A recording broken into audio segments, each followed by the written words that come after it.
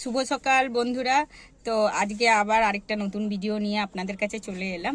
তো আজকে একটু যাচ্ছি আবার আসানসোল, কিন্তু উদ্দেশ্যটা আলাদা। সেটা হচ্ছে আমার ছেলের বায়না মোবাইল কিনবে, পরীক্ষায় পাস করেছে, আমাকে মোবাইল দাও।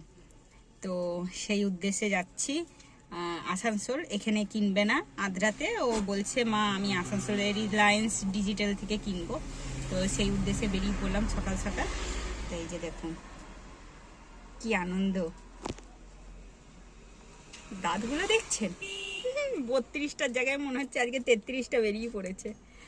তো আমি যাচ্ছি, আমার হাজবেন্ড যাচ্ছে, আর সাথে যাচ্ছে আমার ভাই, আরেকজনও যাচ্ছে। ছেলের সেটা আমার আবদার যে মা আমি যখন মোবাইল কিনতে যাব আমি তাকেও নিয়ে যাব। তো সেটা হচ্ছে আমাদের ছোট্ট